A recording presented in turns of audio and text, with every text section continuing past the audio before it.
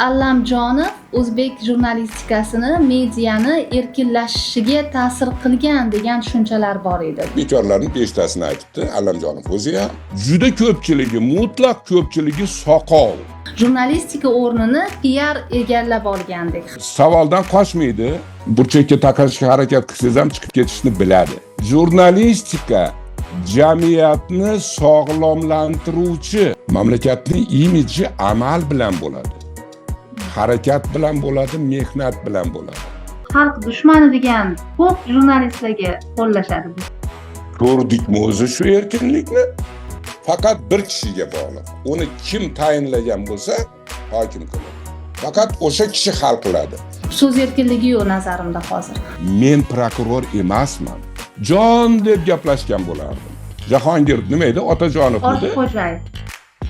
Ortiqxo'jayev. Sobiq hokimini nazar. Toshkent sobiq hokimi. Yaxshi yigit edi u. Jurnalistni savollaridan qo'rqmaydigan kam sonli, balki ikkitagina O'zbekistondagi amaldor. Amaldor ta'minlab beradigan erkinlikni men qanaqadir erkinlik deb hisoblash qiyin deb o'ylayman.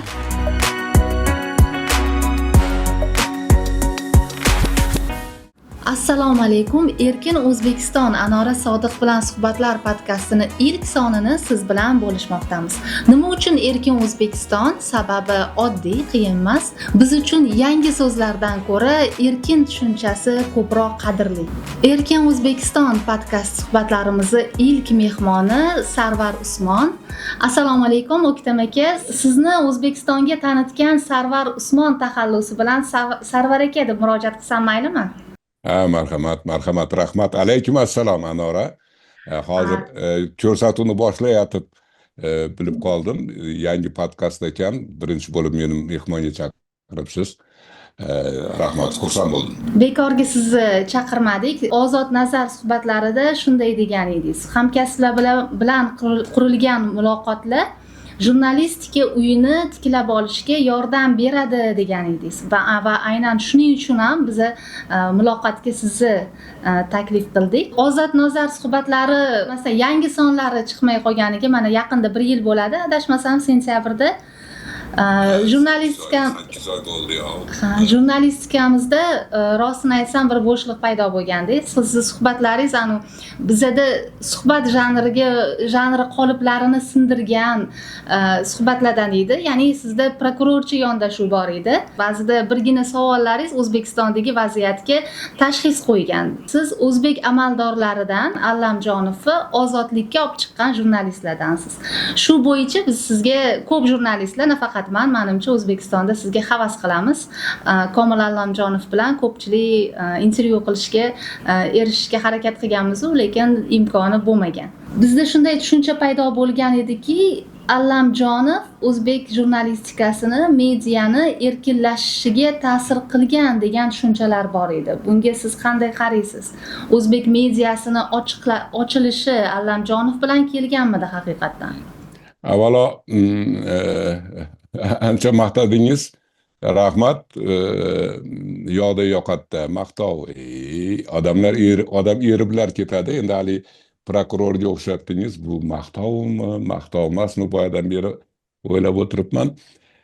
Xo'p, Allamjonovdan boshladik. Bilmadim nima uchun Allamjonovdan tushuntirdingiz nima uchunligini. Allamjonov ma'lum ma'noda yangi hokimiyatni ramzi bo'lib paydo bo'lgan. Ana o'sha boshidanoq bir American style matbuot kotibi sifatida chiqishlarichi, esingizdami o'sha? Esimda. Lekin nima uchun American style bilmadim, lekin aynan Allamjonov matbuot kotibi. Har holda menga o'shanday ko'ringan. Yengillik paydo bo'lgan matbuot kotibi. Boshqacha yondashuv bo'lgan, yengillik bo'lgan albatta. Endi Allamjonov olib keldi deyish menimcha noto'g'ri bo'ladi va ana o'sha yangi siyosatni bilmayman, tirnoq ichida aytamizmi, tirnoqsiz aytamizmi, ana o'sha erkinlikni xohlasangiz tirnoq ichiga oling, xohlamasangiz olmang. Ana o'sha erkinlikni, yangi zamon erkinligini bir ramzi sifatida ko'rilgan o'sha paytda. Keyin ommaviy axborot vositalari bo'yicha amaldorga aylanib ketdi u kishi. Bilmadim. Balki ana shu sohada amaldorga aylanmagani durustmidi? Umuman olganda Allamjonovdan boshqa amaldorlar dedingiz, mana boshqa amaldorlarni ham Ozod Nazarga suhbatga chaqirib ko'rganmisiz? Ulardan qanaqa javob bo'lgan? Siz ko'p bor chaqirgan-u, lekin ko'p bor rad etgan amaldorlar ham bo'lganmi? Amaldorlardan men o'zi aslida Ozod Nazarda hokimlar bilan, vazirlar bilan bir turkum suhbatlar qilsam deb xomtama bo'lganman-da. Har holda shunday bir keyin bildim xomtama bo'lganimni. Demak, harakat qilgansiz. Lekin shunday loyiha qilsam deb umid qilganman.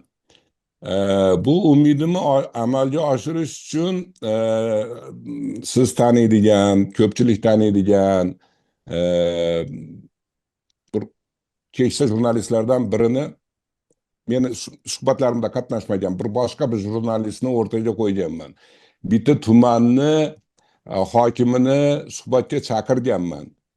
O'sha odamni yordami bilan binoyiday suhbat bo'lgan. Suhbat bo'lganda ham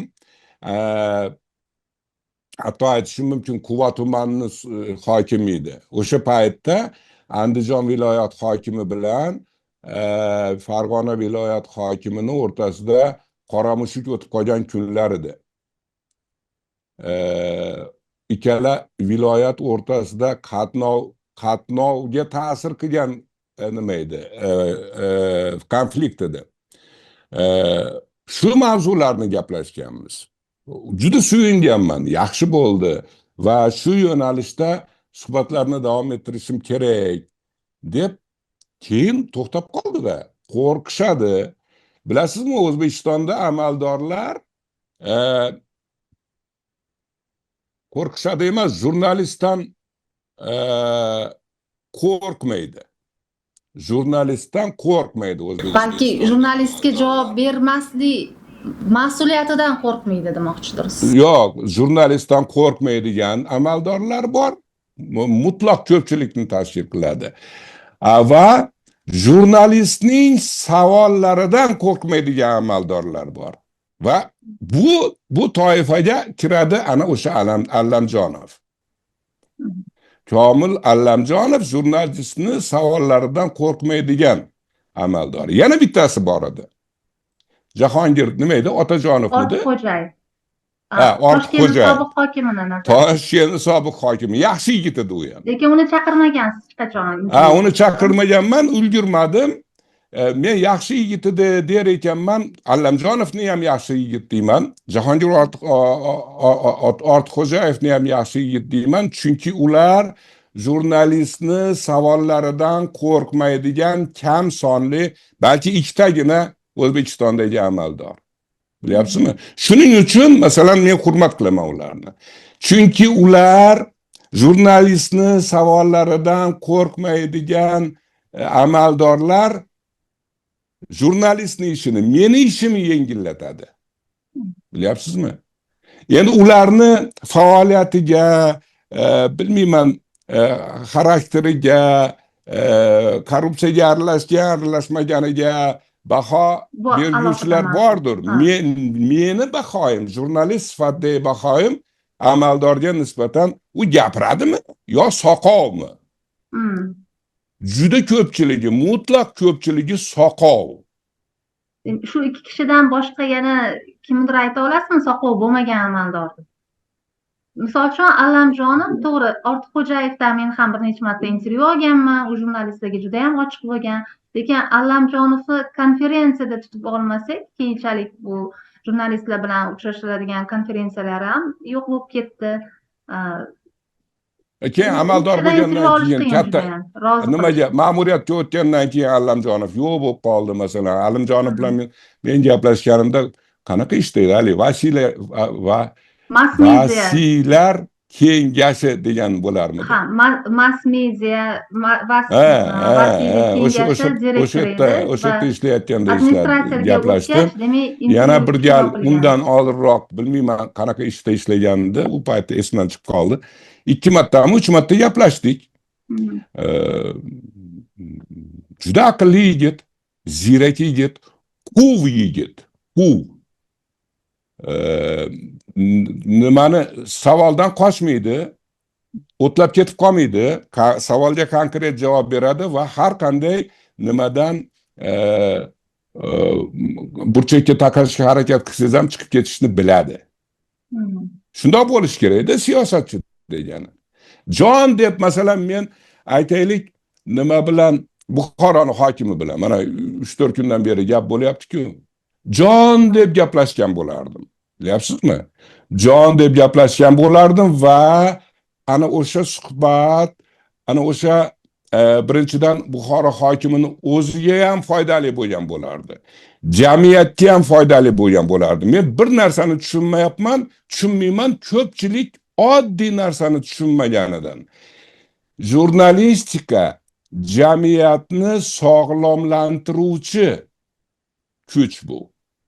Agar ana o'sha Buxoro viloyat hokimini men suhbatga chaqirsam, u yorilgan bo'lardi. Ey Sarvar Usmon, au jonimga tegib ketdi. Bironta ham amaldorni kuchi yetmay qoldi, ana o'shani ko'chirish olmadi. Tushuning-da axir siz ham. Mundoq bo'lgan 1500 marta nima qildik? Yaxshi gap bilan ko'chirishga harakat qildik. Oxiri aytvordim-da shunaqa degan bo'lardi. Bular gapirmaydi, soqov bergan bo'lardi demoqchisiz. Ularning foydasiga bo'lardi. Va aynan men o'ylaymanki, Komil Allamjonov sizga intervyu berganda bu ham aynan o'sha paytdagi monopoliyada ayblanayotganda unga ko'proq foyda bo'lgan. Aynan o'zini tushuntirish uchun, u monopoliya qilmayotganini tushuntirish uchun foyda. Bu meni problemam emas. Anora. Jurnalistning problemasi emas. Men iloji boricha, aqlim yetganicha, kuchim yetganicha, jur'atim yetganicha jamiyatni o'ylantirayotgan savollarni, o'zimni ham o'ylantirayotgan savollarni jamiyatga ham qiziqmi deb albatta taroziga solib ko'raman. Meni ishim shu savollarni berish. Endi Allamjonovga qanchalik noqulay bo'lmasin, men bergan savollar uni foydasiga o'ynagan bo'lsa, demak u mening problemam emas. Bu jamiyatning problemasi. Boshqa agar bilmayman, o'sha javoblariga nisbatan reaksiyani ko'rsata olmagan jamiyat. Jamiyat deganda men davlat institutlarini ham nazarda tutyapman. Bilyapsizmi? Bu boshqa masala bu. Meni ishim savol berish xolos. Men boya siz aytganingizdek balki prokurorchi bo'lib eshitilar meni savollarim. Lekin men prokuror emasman. Bilyapsizmi? Men faqat jamiyatni savollariga javob topib beradigan odamman. Meni kasbim shu. O'zbekiston mediasida jurnalistika o'rnini, bu endi meni nazarimda, bilmadim sizni kuzatuvlaringiz bo'yicha qanday-u, jurnalistika o'rnini PR egallab olgandek. Har bitta hokimiyat yoki boshqa rasmiy idoralar, vazirliklar o'zini PR qilish bilan o'sha vazirlikka bosh vaziri, o'rinbosarlari o'zlari qilayotgan ishlarni xalqqa ko'rsatish, PR qilish bilan shug'ullanishyapti. Lekin jurnalistlarni oldiga chiqib savollarga javob berish, jurnalistlar bilan muloqot qilishni esa chetga surib qo'yishgan. E'tibor bermagan ekanman shekilli, u paytlarda aktiv ishlagan jurnalist edim. Agar Allamjonov men olib keldim degan bo'lsa, bekorlarning 5 tasini aytibdi. Mana bu fikrga qo'shilmayman va qaysidir amaldor ta'minlab beradigan erkinlikni men qanaqadir erkinlik deb hisoblash qiyin deb o'ylayman. Lekin shunday tushuncha bor mediada. Yillar davomida O'zbekistonda matbuotning roli va o'rni juda zaiflashib, u faqatgina maqtov va targ'ibot mashinasiga aylanib qoldi. Tanqid qilgan gohid haqiqatni gapirganlar yoqmadi. Ularning ovozi o'chirildi yoki chet davlatiga ishlaydigan ayg'oqchiga chiqarildi. Kimdir chindan ham shunday desa, Allamjonov olib kelib bergan, blogerlarni ham u paydo qildi deyayotgan bo'lsa, bekorlarning 5tasini aytibdi. Allamjonov o'zi ham, blogerlar ham, shunday deyayotganlar ham yolg'on aytibdi. Unday emas. Allamjonov olib kelgani yo'q. Allamjonovni izmidagi narsa emas u. Bu davlat boshlig'i ne siyosati u. Mirziyoyevning siyosati u. Boshqa masala. Oldin bitta narsani hal qilib olish kerak-da. Hozir Mirziyoyev davrida, prezident Mirziyoyev davrida so'z erkinligimi yoki oshkoralik? Sizlar yosh avlod vakillarisizlar. Biz endi soqolimiz oqib ketdi. O'sha oshkoralik degan zamonni ko'rganlarimizda endi 30 yoshimizda ko'rdik. Gorbachyovning oshkoraligi. Menimcha o'sha oshkoralikda hozir ham mana necha yil bo'ldi, 8 yil, 9 yildan beri davom etayotgan narsa shu. Ko'pchilik shu oshkoralikni so'z erkinligi deb bilyapti. Ikkalasi teng narsa emas, o'xshash narsalar xolos. Oshkoralikni so'z erkinligidan nima farqi bor? Gorbachyov boshlab bergan oshkoralik siyosati sekin-sekin so'z erkinligiga aylandi. Bu endi alohida boshqa mavzu. Hozir O'zbekistonda mana prezident Mirziyoyev davlat tepasiga kelgandan beri davom etayotgan siyosat bu so'z erkinligimi yoki oshkoralikmi degan savolidir. Men o'zim javob beray. Ikkalasi ham emaschi. Ikkalasi ham emas.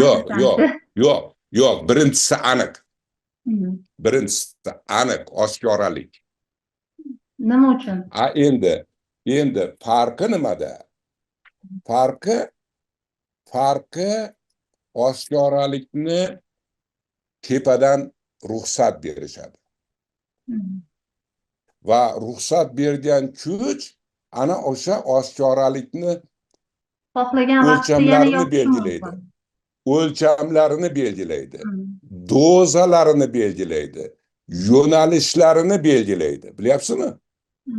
Ana o'sha kuch kim bergan bo'lsa, ana oshkoralikni, oshkoralik imkoniyatlarini kim bergan bo'lsa, va ana o'sha bergan kuch uni darajasini, dozalarini belgilab beradi va yo'nalishlarini belgilab beradi.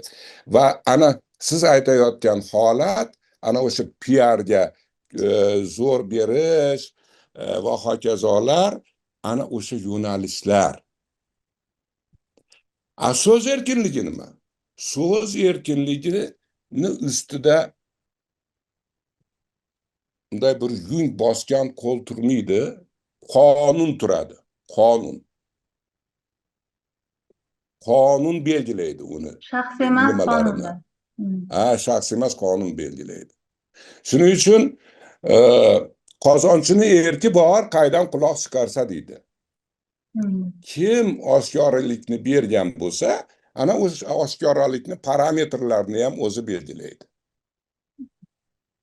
Va siz aytayotgan holat, ana o'sha PRchilar, miarchilar hammasi ana o'sha siyosatni bir ko'rinishi xolos.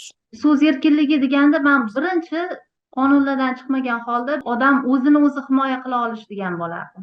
Boya aytganim narsa, so'z erkinligining ustida qonunlar turadi dedim-ku. Ana o'sha narsa. Ikkinchisi, yana bir belgisi, esingizda bo'lsa, siz bilan hokimiyatni 10 qavatli uy desak, nechinchi qavatigacha yetadi qalam yozuvchi deganman. Xuddi shu savolni men savolingizni o'zingizga bermoqchi edim. O'zbekiston jurnalistikasi qaysi qavatda? Endi qarang, siz eng balandi 8-qavatda aytgansiz. 10-qavatga yetadigan bo'lsa, qalam yozuvchi 10 qavatli uyni 10-qavatiga yetadigan bo'lsa va 10-qavatga yetgandan keyin ham sizni huquqlaringiz toptalmasa, qandaydir bir motivlar bilan, qandaydir bir sabablar bilan sizni javobgarlikka tortisha olmasa, demak so'z erkinligi bor ekan. 10-qavatga chiqqandan keyin ham erkinlikda qolsam, Ha, bilyapsizmi? So'z erkinligi va Lekin, manimcha sovet lekin, davrida shunaqa latifa bo'lgan, so'z erkinligi konstitutsiyada kafolatlangan, lekin so'z erkinligidan keyingi erkinlik kafolatlanmagan degandek. ha, 90'lı yillarda shaharlarda ba'zi ko'p qavatli uylarda yangi boylar eng tepadagi qavatni olib turib, ikkita kvartira bo'lsa ikkalasini ham, uchta bo'lsa uchalasini ham olib olib, o'zini qavatiga haligi zinapoyagayoq panjara o'rnatishib olganda, mutlaqo chiqa olmaydi. Faqat 10-qavatda yashaydigan o'sha 10-qavatda egasi chiqadi. Juda ham yaxshi o'xshatish bo'ldi. Endi bu bilmadim, endi men O'zbekistonda shundoq Kuzatuvlaringiz panjara asosida o'rnatishib olgan demadim men. Demadim. Bu umuman postsovet mamlakatlariga xos ana o'sha sovetcha, kommunistcha tafakkurni davomi bu anora. Hozir bilan Bu bilmadim, uzoqroqqa cho'ziladiganga o'xshaydi. savol ochiq qolib ketdi. Shu ko'p qavatli binoni qaysi qavatida hozir o'zbek jurnalistikasi? Menimcha balki kuzatayotgandir siz bizani jurnalistikani va tepaga qarab chiqishga harakat qilyaptimi yoki aksincha pastga tushyaptimi? Lift yo'q lekin Endi bu uyda. hozir nima o'zbek jurnalistikasi shunoslikka da'vo qilmayman, lekin mana nimaga to'xtatganimdan beri deyarli o'zi hech narsa qaramayapman ham. Lekin ba'zi voqealarga qarab turib,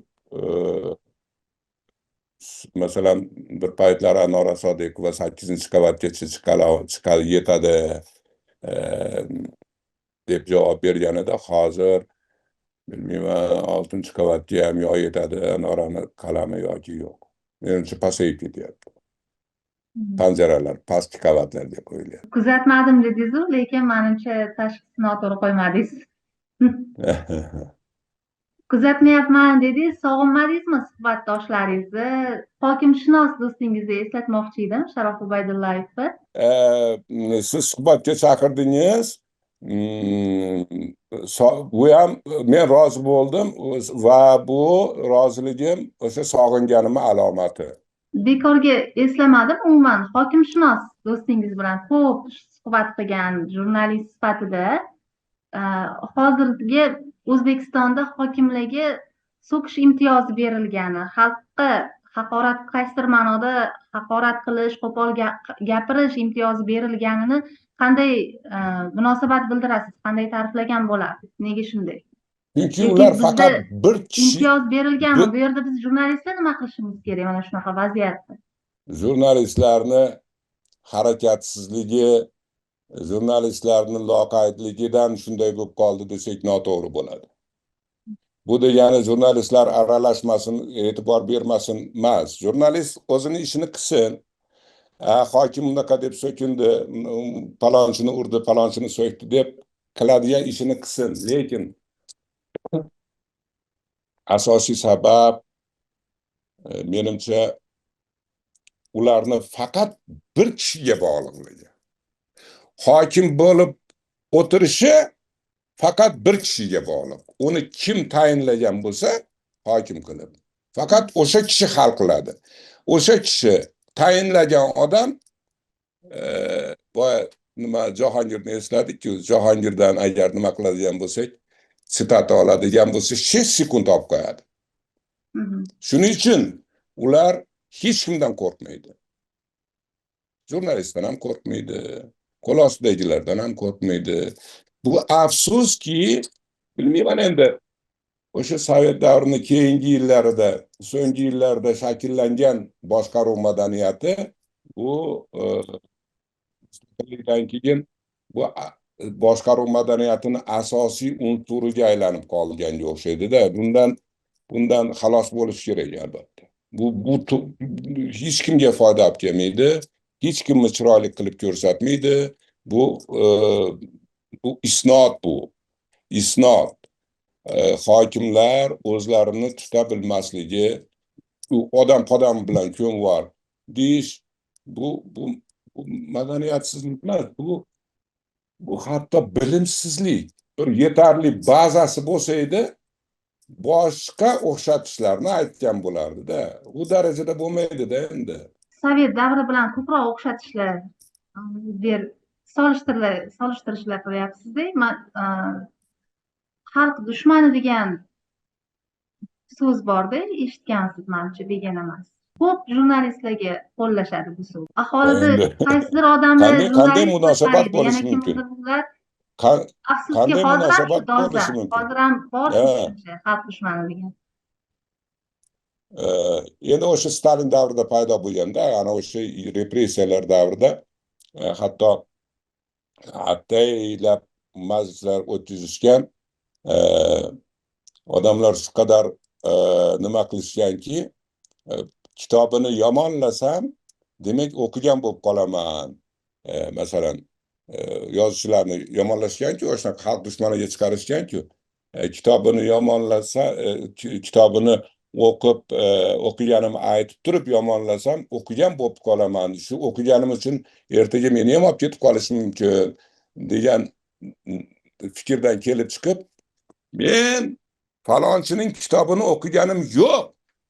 Lekin bilamanki, u zararli. Uni yozgan odam xalq dushmani degan darajada, bilyapsizmi? O'sha xalqda o'sha genetik xotira bo'la qoladi shekilli-da. Masalan, hozir ana o'shanday millat xoini, vatan xoini deydiganlar, aytaylik, o'sha proseslar to'g'risida xabari ham yo'q bo'lishi mumkin. Qayerdandir bilmayman, chap quloq, o'ng qulog'idan kelib qolgan o'xshagan gaplar. Va bu juda oson formulada o'zini xayrixoh ko'rsatishni, aytaylik, bilmayman, davlatgami, kimgadir uni taqdirini hal qiladigan odamgami, o'zini xayrixoh ko'rsatishni eng oson yo'li, falonchini xoin desam, men demak eng sodiq odam bo'laman degan narsada. Endi bu formula demak buni ham ishlayapti. Shuning uchun biz xalq dushmaniga, ayrim jurnalistlar dushmaniga aylanyaptimi? Sizlar kampaniya boshlab yuborishdi-ku, jadidlar, anaqa, manaqa deb. Men tushunmadim-da, ular senga nima? Jadid yaxshi-ku. Jadidlikka harakat qilayotgan bo'lsa, Anora Sodiqova, bilmayman, yana Ilyos Safarov, yaxshi-ku. Birdaniga kecha go'yoki davlat ideologiyasi edi, o'shada jadidchilik. Bugun nimagadir harakat qilayotganlarni ustidan kulish uchun yana shu so'zni ishlatishyapti. Bilmadim, qayerda bu kolxozning eshigi, darvozasi. Bilasizmi, men shunday deb o'ylayman, yuqoridagi amaldorlar ham jadidlar deyishadi, jadidlarni eslashi, jadidlarni hurmat qilishini, yaxshi ko'rishini ko'p aytishadi-yu, lekin jadidlar hurmat qilgan, jadidlar qadrlagan erkinlikni qadrlashmaydi, qadrlashmaydi deyish oddiy gap bo'ladi, yomon ko'rishadi. Qanday bo'lishi mumkin bu jadid? Menga shunday tuyuladi. Jadidlarni yaxshi ko'rishadi-yu, lekin jadidlar yaxshi ko'rgan, jadidlar yaxshi deb bilgan erkinlikni, shu so'z erkinligini negadir yomon ko'rishadi. Shunday bo'lishi ham mumkinmi? O'zi biz umuman bilamizmi o'zi erkinlik nimaligini? Nima u? Millat biladimi? Millatni ana o'sha genetik xotirasida bor ana o'sha erkinlik. Meni aniq tiniq javobim yo'q bunga. Ozgina uzoqqa bormaylik, o'rta asrlarga bormaylik, mana so'nggi 100-150likni buyog'i endi. Ancha-muncha gazeta chiqarishni o'rgandik, va hokazo, va hokazo. Ko'rdikmi o'zi shu erkinlikni? Uni bir narsani ta'mini bilish uchun uni yeb ko'rish kerak. Biz yeb ko'rganmizmi o'zi? Shu erkinlik degan mevani? bas shunga ha yeb ko'rganmiz. Uni ta'mi mana bunday bo'ladi deb ayta olmas ekanmiz. Demak, oldin yeb ko'rishimiz kerak ekanda. O'sha ana o nimani siz aytayotgan holatlar ham ana o'shani bilmaslikdan. Oldin o'rganay.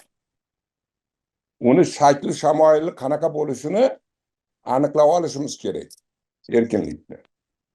Erkinlik bo'yicha nazarimda bizada tushuntirishlar ham boshqacharoqda. Erkinlik deganda ko'pincha odamlarda shunday stereotip bor, g'arbdagi buzuqlik yoki ochiqlik, behayolikni ko'z oldilariga keladi. Ko'pincha shu bilan tushuntirishadi. Erkinlik, mana erkinlik bizga nima olib keldi deganda, o'sha ijtimoiy tarmoqlarda ham, boshqa joyda ham mana erkinlikni targ'ib qilayotgan jurnalistlarimiz nimani xohlayapti deganda, shu behayolikni nazarda tutishadi. Mana bizga bu go'yoki erkinlikni yuzi shu deb ko'rsatishadi. Shunday stereotiplar ham bor. Siz Erkinlik meni nazarimda erkinlik masalan sudyani erkinligi. Sudyani erkinligi shunda bo'lishi kerakki, ikkala tomonni eshitib turib, qonunga solib turib, hukm chiqarayotganda palonchi idora nima derkin, palonchi ma'muriyat nima derkin, qaysi qarorni qabul qilsamikin deb turib o'ylamaslik erkinlik. O'zini qonundan kelib chiqadigan, sudlanuvchini huquqlaridan kelib chiqadigan xulosalarini o'zi mustaqil qabul qilishi. Boyagi qarorni ham mustaqil qabul qilyapti, shunga vakolat berilgan, lekin u ichida erkin emas-da, bilyapsizmi? Ertaga men yoqmaydigan hukm chiqarib qo'ysam, ertaga o'zimga yomon bo'ladi degan erksizlik bor. Keyin so'z erkinligini yana bir belgisi u siyosiy hodisa. Siyosiy hodisa. So'z erkinligi. So'z erkinligi bu siyosiy pluralizmni mahsuli bo'lsa, so'z erkin bo'ladi. Endi bu katta mavzu. Men o'zim ham ehtiyot qilib turay. Hammasini gapiravermaydi endi. Shunday kelganda tap to'xtatingda. Yo'q, gapir. Shunaqa. Ko'ryapsizmi, men ham erkin emasman. Gazetalarga ko'z yugurtirmadingiz, shu bo'yicha ham sizdan so'ramoqchi edim. Men varaqlab shuni o'ylaymanki, mana Xalq so'zi, Yangi O'zbekiston, ularda maddohlik, yetakchini, yuqorini maqtash juda ham kuchli. Va hattoki mana sizga yuborgan sonlarimda, hozir ekranga ko'rsatilgan sonlarda biz yetarlicha yetakchini maqtamayapmiz. Bu mas'uliyatsizlik, ko'zlaringlarni ochinglar, yaxshilab maqtanglar degan chorlovlari ham bor. Bu qadar maddohlikmi bilmadim. Bu yuqoridan so'raladimi? Balki prezident buni so'ramas yoki bunchalik maddohlik qanday paydo bo'ladi? Nima uchun hali ham shunday, nima deb o'ylaysiz? Buni javobini hech ham topolmaganman, jumboq men uchun. Hozirgi gazetalarni misol uchun bibliotekaga kirib, o'sha Qizil O'zbekiston gazetalari bilan ham solishtirib ko'rdim. Sarlavhalarigacha deyarli o'xshash, bir xil. Agar sanasiga ko'zingiz tushmasa, bugungi gazetalar bilan shu 75-yillardagi, 60-yillardagi gazetalarning sarlavhalari o'sha bir xil. Bu yana o'sha tarixiy xotira bilan bog'liq, Anora. Genlardagi xotira bilan bog'liq. Buni hozir hammasini ustida men tengi yigitlar o'tirishibdi. Men masalan aytaylik, 90-yilda nechiga kirgan bo'laman? 30 yoshni atrofidagi yigit edim. Ha? 30 yoshni atrofida agar men birdaniga jurnalistikaga kelgan bo'lsam, 10 yildan ortiq Sovet matbuotida ishlab qo'ygan bo'lardim. 10 yildan ortiq 10 yildan o'sha davrni 5 yildan ortig'ini Gorbachevgacha bo'lgan davrda ishlab qo'ygan bo'lardim. Va natijada 90-yilga kelib meni suyagim qotib qolgan bo'lardi. Ana o'sha Sovet matbuotida suyagi qotganlar hali ham ishlayapti-da, Nora. Lyustratsiya degan nima bor? Hodisa bor, termin bor. Bir rejim, ayniqsa mana sobiq kommunistik davlatlarda shu jarayon o'tdi. Lyustratsiya, eski davrda kadrlardan voz kechish. Agar chinakam yangi jurnalistikaga o'tmoqchimiz biz, yangicha tafakkurga o'tmoqchimiz biz deyilsa, hatto o'sha Sovet davrida ishlagan jurnalistlarni ham lyustratsiya qilish kerak edi. Faqat Yangicha jurnalistika kerak edi. Eski omoch bilan yangicha yer haydab bo'lmaydi. Sovet jurnalistikasi mutlaqo boshqa jurnalistika edi. Agar jurnalistika deb bo'lsa. Hozir mutlaqo boshqa jurnalistika kerak. Bekorga nashrlar haqida gapirmadim. Shu nashrlarda O'zbekiston axborot siyosati deyishadi. Umuman axborot siyosati bizda, sizni nazaringizda tashqaridan qaraganda, kuzatuvchi sifatida bizda axborot siyosatiga qanday baho berasiz? Mutlaqo tushunmayman axborot siyosati degan narsani. Nima o'zi u? Menimcha tushunishim ham shart emasda. Men jurnalistman. Men davlat amaldori emasman. Qandaydir o'sha davlatning axborot siyosati bo'lish kerakdir yoki bo'lmasligi kerakdir. Mutlaqo bu tomonda o'ylagan emasman, Anora. Men biladigan narsa bitta. Bir nechta qonun bor O'zbekistonda jurnalistikaga oid, to'g'rimi? Qonunlar boshqalarga ulgu bo'ladigan darajada yoziladi. Boshqalarga namuna bo'ladigan darajada yoziladi. Va menimcha agar ana o'sha qonunlarga rioya qilinsa, ana o'sha axborot siyosati. O'zi umuman axborot siyosati degan iboradan qo'rqaman. Axborot siyosati degani kimdir axborot siyosatini yozar ekan, demak u albatta qandaydir cheklovlarni nazarda tutadi. Boshqaruv bo'ladi. Qonun turibdi-ku. Senzuraga yo'l qo'yilmaydi degan. Qonunni buzsam javobgarlikka torting. Qonunni buzmasam ana o'sha axborot siyosatini o'zanida ketyapman ekan. Unda qonunlarni bekor qilaylik va ana o'sha axborot siyosati degan hujjatni qabul qilib, ana o'sha bo'yicha ishlaylik. Jurnalist ishlasin o'sha. Chidaganga chiqargan, senga yoqsa ishla, bo'lmasa ishlama. Yo'q. U bo'lmaydigan bo'lsa, marhamat qilib qonunlarga bo'ysunaylik. Ana shu qonun bo'yicha ishlaylik. Ana o'sha axborot siyosati. Men nazarimda, o'zim savolimga o'zim javob beraman. Axborot siyosati deganda meni nazarimda yuqoridagilardagi bor tushuncha shundan iboratki, ya'ni O'zbekiston haqida qandaydir salbiy axborotlar tashqariga chiqishi kerak emas. O'zbekiston haqida ko'proq ijobiy ma'lumotlar bo'lishi kerak va shuni saqlab qolish kerak deb tushunishadi deb o'ylayman. Lekin bu yuqorida shunday tasavvur bor deb o'ylayman gazetalarni ko'rganda. Ana o'sha sovetcha kommunistcha axborotlarni ko'rganda biz haqimizda tashqarida juda ham yaxshi gapirishyapti deyish kerak.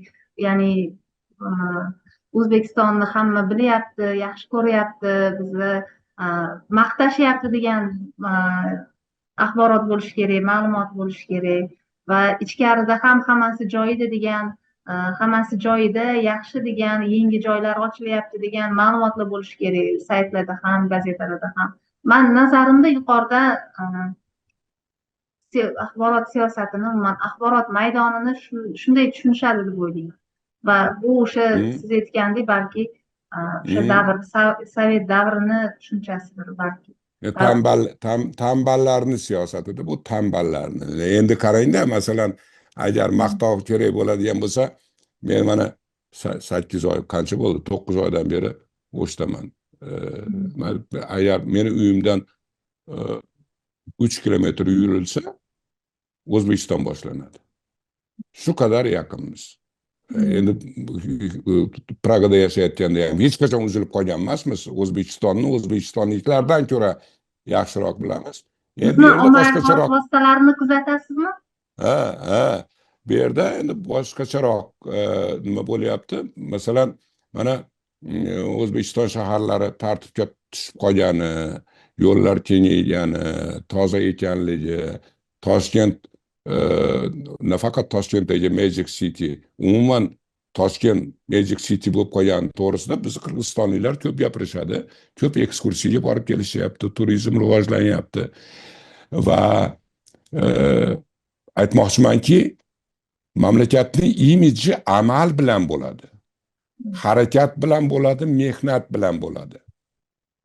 Mehnat qilishdi, shaharlarni tozalashdi, shaharlarni ko'rkam qilishdi va odamlar oqimi paydo bo'ldi. Boshqa sohalarda ham shunaqa qilsa bo'ladi. Lekin unga bilmayman, yo aqllari yetmaydi, yo erinishadi, yo ana o'sha boyatdan beri aytayotganimiz sovetcha kommunistcha tafakkur xalaqit beryapti. Bir yangicha yondashish kerakda, sal bir nimani kiyim almashtirish kerakmi, bilmayman, dushga tushib chiqish kerakmi, bilmayman. Bir narsa qilish kerakda, nimadir. Harakat qilish kerak. Shu harakatni shaharni tozalashdan boshqa, shaharni ko'rkam qilishdan boshqa sohalarda yo'q dey. Har holda siz bilan biz gaplashayotgan sohalarda, matbuot sohasida.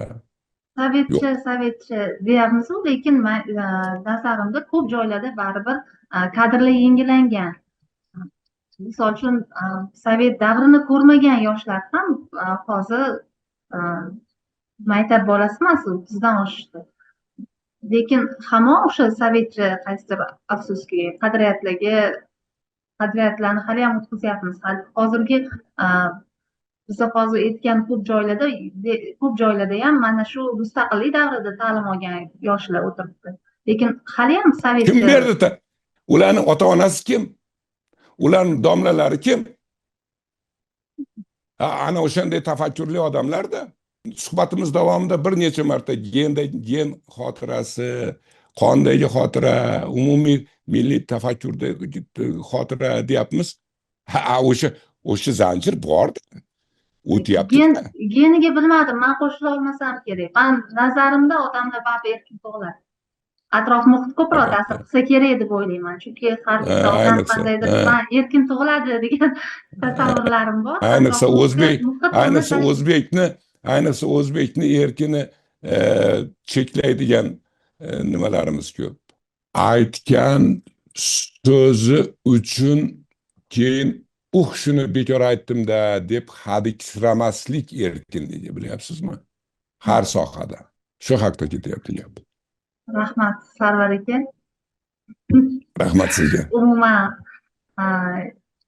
erkin suhbat uchun, rozilik berganingiz uchun ham kattakon rahmat.